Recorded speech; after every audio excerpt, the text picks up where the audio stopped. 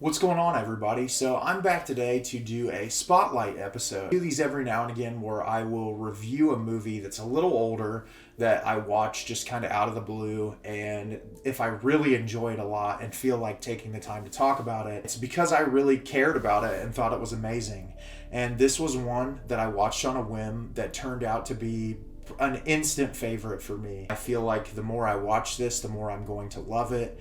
And I'm looking forward to talking about it a little bit. And the movie I'm going to talk about today is House of Hummingbird, directed by Kim Bora. Whatever she does, Eun-hee feels like an outsider. Then her new Chinese teacher turns out to be so utterly different from everybody else.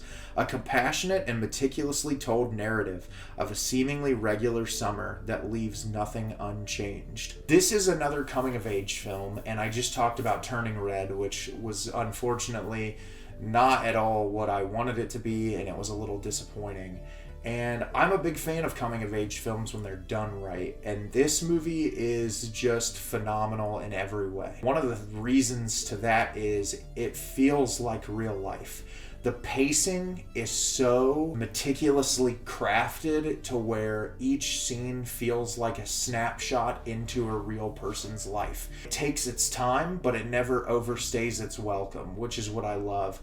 And I think what's great is Eun-hee's character, for being a 14-year-old girl in this movie. She's so multifaceted, and there's so many different elements into her personality that it really kind of encapsulates all of these issues that people have probably had in her life. She lives at home with her family, and her family is kind of a mess. Her dad is an asshole, just an emotionally abusive and awful person. Her mom is sort of kind of just pushed into the background, is there kind of, but is also not really a great parent. Her brother is physically abusive, just kind of beats on her for absolutely no reason whatsoever other than he's a terrible human being.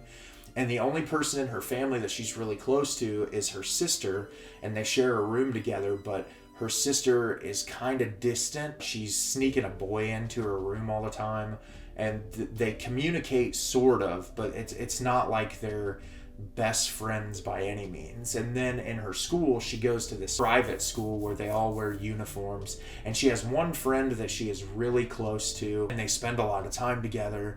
And then there's a boy who she's really interested in, who they date for a little while. He's kind of like seeing other girls throughout it and doesn't seem to 100% care specifically for her.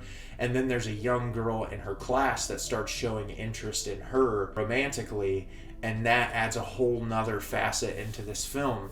And so she's kind of navigating this world in this really confusing situation where she feels like no one around her understands her or cares about her in a specific way. And her parents make her start going to this private tutor to get taught Chinese because they live in Korea, Seoul specifically, I believe. And so they want her to go learn Chinese, and her Chinese teacher is this really cool, laid-back woman who she relates to almost immediately. And her name is Miss Kim. And she goes there and takes these classes, and Miss Kim starts to become totally interested in her life, wants to be there for her, tells her to stick up for herself when it comes to her brother. It's just all these interwoven relationships and moments in life that build you up to be the person that you want to be. And I just thought it was phenomenally done. All the performances, credible. They're all so realistic. They don't feel ham-fisted or over the top. It just feels like a family and friends and teachers and all of the things that you would normally see in these coming-of-age films, but elevated to a level where it's just impeccable filmmaking. And it's one that each moment in this film stuck with me to where like a scene would end and I was so excited for the next scene. And the runtime is a little over 2 hours, but it was another world I just never wanted to leave.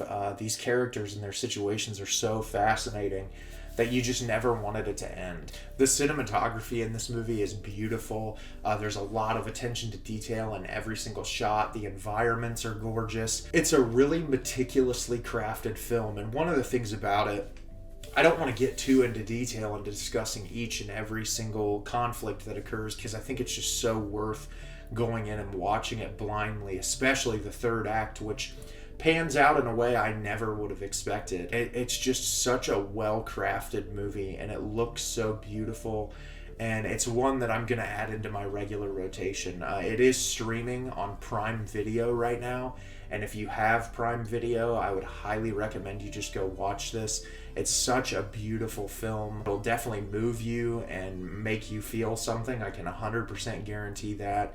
And it's definitely going to be one that I would put in in my top films of all time list.